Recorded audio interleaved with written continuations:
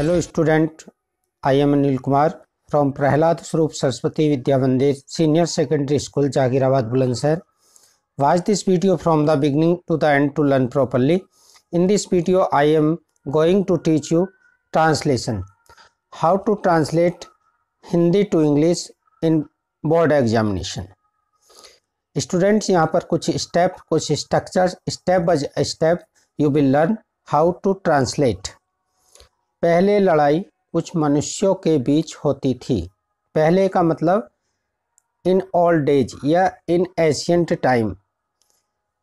The fight लड़ाई took place घटित होती थी. यहाँ जो होने के लिए आता था, होने के लिए आएगा, होती थी तो उसके लिए टुक प्लेस का प्रयोग करेंगे. तो पहले लड़ाई होती थी. पहले लड़ाई कुछ मनुष्यों के बीच होती थी. तो इन एंशियंट टाइम प्राचीन समय में, या इन एंशियंट डेज प्राचीन दिनों में, या ये लिख सकते हैं इन ओल्ड डेज पुराने समय में. द फाइट लड़ाई टुक प्लेस घटित होती थी. इन प्यूपिल. अब इसमें इनके स्थान पर अमंग का भी प्रयोग कर सकते हैं क्योंकि बीच में होती थी उनके. तो पूरा जो करेक्शन होगा इन ओल्ड डेज या इन ancient days the fight took place among the people. फिर कबीलों में होने लगी. फिर के लिए लिखेंगे देन इट स्टार्टेड. ये शुरू हो गई. इन ट्राइब्स. ट्राइब्स कहते हैं आदिवासी जनजाति को, कबीलों को. In tribes TRIVES tribes. फिर राज्यों में. And then states. तो सही पोर्शन होगा then it started among tribes and then states. परंतु अब लड़ाई देशों के बीच लड़ी जाती है. देशों, देशों का मतलब कंट्रीज. But the fight. अब इन दिनों का मतलब है, अब का मतलब है नाउ ए डेज, इन दिनों. It is fought. ये लड़ी जाती है. अमंग द कंट्रीज देशों के बीच. तो सही करेक्शन होगा बट नाउ ए डेज इन दिनों. इट फॉट ये लड़ी जाती है. अमंग द कंट्रीज देशों के बीच. फिर भी परिणाम हर हालत में वही होता है. फिर भी nevertheless the result is the same लिखेंगे. फिर भी नेवरदलेस, फिर भी ये यहाँ पर कंजक्शन है कोऑर्डिनेटिंग. फिर भी nevertheless the result is ever the same. मनुष्य के रक्त की नदियाँ बहती हैं. अब रक्त की नदियाँ बहने का मतलब है ब्लड शेड. एवरीवेयर सब जगह.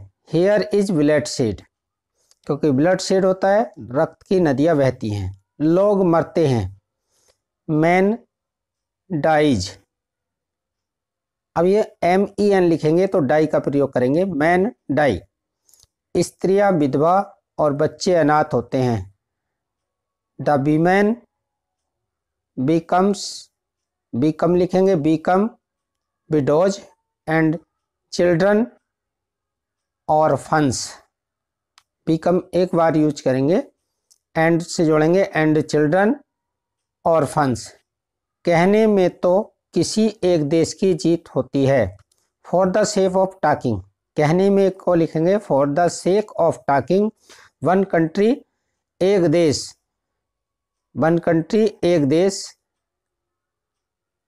गेट विक्ट्री या it is the victory of any one countries.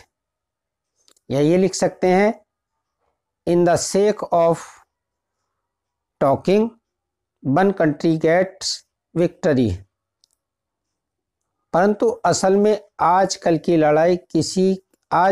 लड़ाई में किसी की भी जीत नहीं होती है. But in reality today's fight none gets victory. But in reality लेकिन वास्तव में टुडेज फाइट नन गेट, या गेट्स लिखेंगे विक्ट्री. किसी ने ठीक ही कहा है. किसी ने ठीक ही कहा है, someone हैज सेड राइटली, किसी ने ठीक ही कहा है कि भविष्य की लड़ाई में जीवित रहने वाला मरने वाले को अच्छा समझेगा। इन फ्यूचर, भविष्य में, the person who remains alive, जो जीवित रहेगा, आफ्टर फाइट और वार, यानी कि मृत्यु या लड़ाई, फाइट और वार युद्ध के, विल ट्रीट व्यवहार करेगा, द डेड मृतक के बाद मृतक को, एज फॉर्चुनेट एक अच्छा, मरने वाले को एक अच्छा समझेगा। तो लिखेंगे treat the dead as fortune. तो सही करेक्शन होगा किसी ने ठीक ही कहा है, someone has said rightly. In future the person, वह व्यक्ति, who remain alive, who will remain alive या हु रिमेन्स अलाइव, जो जीवित रहता है, आफ्टर फाइट और वार, विल ट्रीट व्यवहार करेगा, द डेड मृतक को, एज फॉर्चून एक अच्छे व्यवहार के रूप में, यानी कि उसको वो अच्छा समझेगा। तो जो सही ट्रांसलेशन होगी वो इस प्रकार होगी कंप्लीट। इन एंशियंट डेज या in old days the fight took place among the man या पीपल या पर्सन्स, फिर कबीलों में होने लगी, आफ्टर या then, it started among the tribes and then states, परंतु अब लड़ाई देशों में लड़ी जाती है, but nowadays it is fought among countries, फिर भी परिणाम हर हालत में वही होता है, नेवर द लेस, फिर भी, the result is ever the same, मनुष्य के रक्त की नदियां बहती हैं। तो एवरीवेयर, प्रत्येक जगह, देयर इज ब्लड शेड, रक्त की नदियां बहती हैं, लोग मरते हैं, पीपल डाई या मैन, MEN मैन लिखेंगे, die, the women become widows and children orphan. कहने को तो किसी एक देश की जीत होती है, कहने को तो किसी एक देश की जीत होती है, इसको इस प्रकार लिखेंगे, for the sake of talking one country gets victory, परंतु असल में आजकल की लड़ाई में किसी की जीत नहीं होती, but in reality nowadays या nowadays fight there या नन लिखेंगे, नन गेट्स विक्ट्री, किसी ने ठीक ही कहा है, समवन हैज सेड राइटली, भविष्य में जीवित रहने वाला,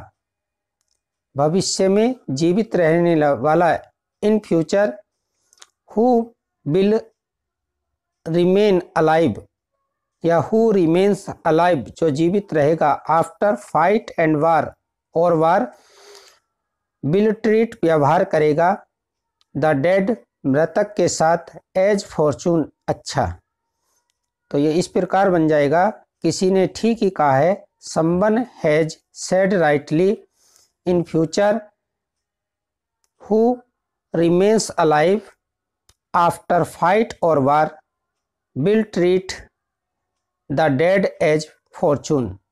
Student, I hope you will be understood after this translation. If there is any doubt in your mind, you will write in comment box. Next video मैं तुम्हें दूसरी अन्य स्टोरी भी इसी तरह ट्रांसलेट करके बोर्ड पर ट्रांसलेट करके सिखाऊंगा। स्टूडेंट चाहे तो इसको अपनी नोटबुक में उतार सकते हैं। यदि वीडियो अच्छी लगे लाइक करना, शेयर करना। Thanks student, may God bless you.